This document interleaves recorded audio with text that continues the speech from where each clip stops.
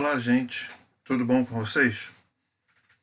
Então, aqui é quem fala é Israel, sou professor de biologia e vou mostrar, a pedido, né, do pastor, mostrar para vocês o que é um vírus e aproveitar falar para vocês também sobre esse vírus que a gente está vivenciando aí, né, dessa pandemia. Vou mostrar aqui para vocês mais ou menos, né, como é que ele funciona, tá?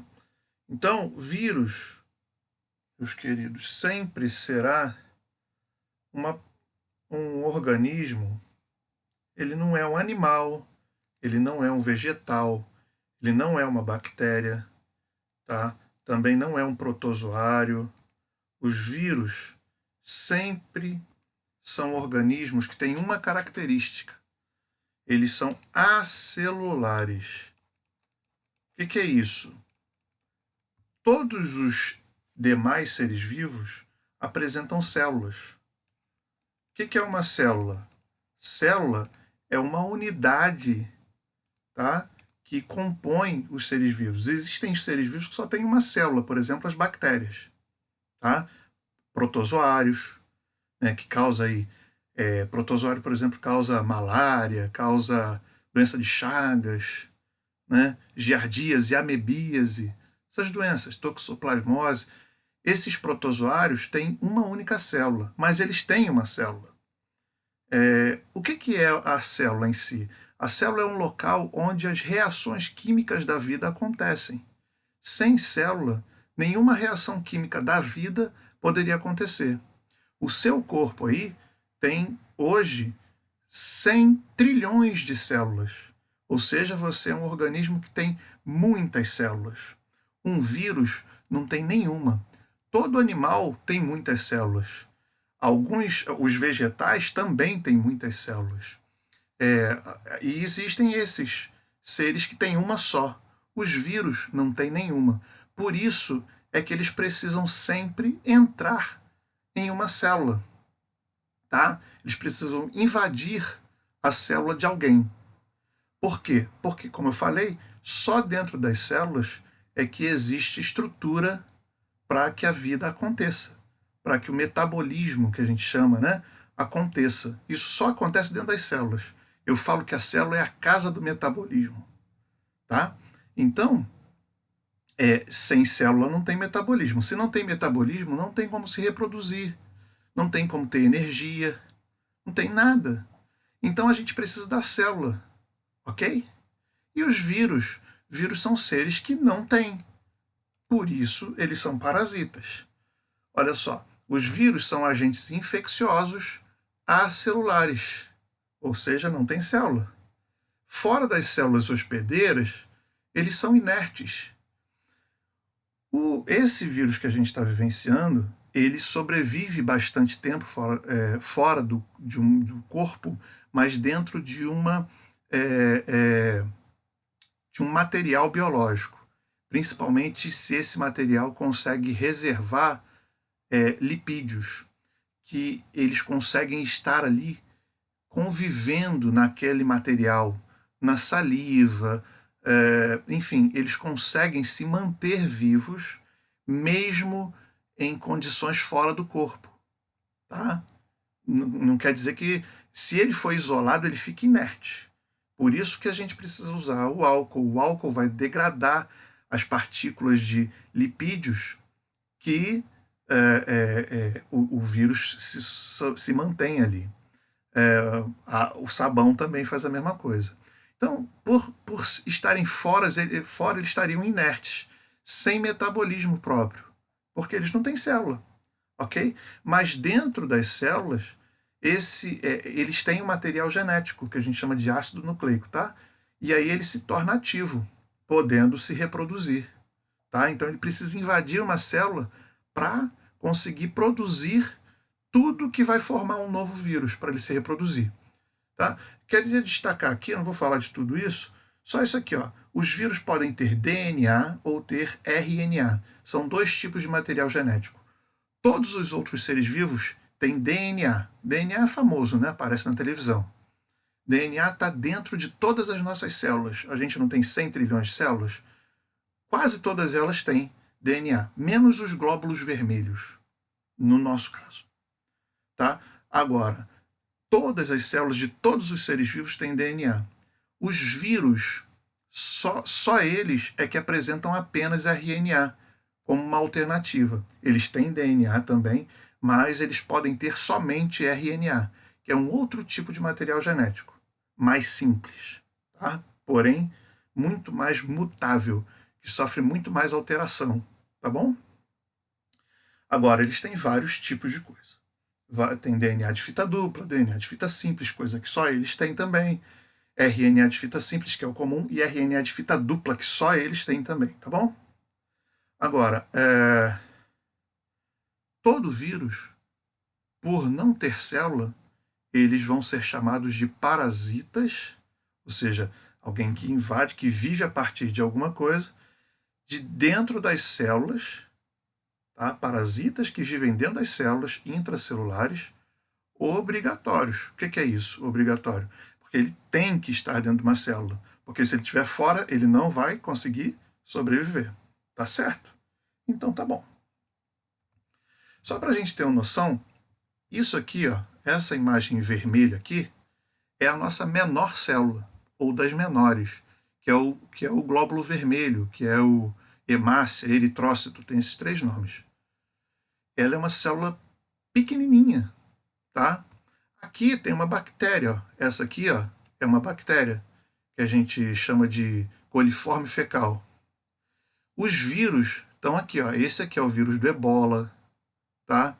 Quer ver? O vírus da poliomielite, olha esse aqui, ó, que causa poliomielite, né? Que antigamente era bem comum, no Brasil está erradicado desde a década de 90. A gente tem vírus bem pequenininhos, tá? Então, os vírus são muito menores do que uma célula. Tá vendo? Olha a diferença de uma célula aqui, humana, e o tamanho dos vírus. Eles são muito menores. Tá? Os vírus só foram descobertos na década de 30, 1930, quando inventaram um aparelho chamado de microscópio eletrônico. Tá bom? Porque eles são muito pequenininhos, não dava para ver. Nem no microscópio comum a gente consegue enxergar. Tá bom? Bem, aí a gente vai para esse vírus que está causando problema. O nome do vírus é SARS-CoV-2. Não é Covid o nome do vírus. Covid é o nome da doença. Isso aqui, ó, é doença provocada pelo SARS-CoV no ano de 2019, que foi quando ela apareceu. Tá? Então, Covid significa doença provocada pelo vírus SARS-CoV-2, tá bom? Que é uma doença respiratória grave, tá? Então, ela leva, né, muitas pessoas a óbito justamente porque provoca uma série de efeitos dentro do corpo, degradando, né, por exemplo, coagulação de sangue, formando tipo trombos dentro dos vasos sanguíneos, ela faz placas dentro do pulmão, tá? E isso vai fazer com que a pessoa tenha dificuldade de respirar, tá bom? Bem, e esse aqui é o vírus, tá? É o SARS-CoV-2. É um vírusinho bem pequenininho, que ele tem RNA dentro dele, só RNA, portanto ele tem uma possibilidade grande de sofrer mutação, apesar dele ser um RNA+, que a gente chama, tá? E que ele já tem direto, ele já produz direto o seu conteúdo, tá? Ele entra na célula e já começa a fazer seu trabalho ali. Não precisa se transformar em nada mais, tá? É direto. E aí ele tem uma membrana de lipídios, tá vendo? Envolve ele aqui, ó, uma membrana lipídica. Por isso que ele fica bem quando está em algum tipo de material biológico, tá? Lipídico. Por isso que ele sobrevive bem. E aí ele tem esses espinhos aqui, né, proteínas espinho, que é o que dá o nome para ele, né, que o pessoal chama de coronavírus, que é vírus de coroa. É porque quem descobriu esses vírus já tem muitos anos, tá? Eles já são descobertos.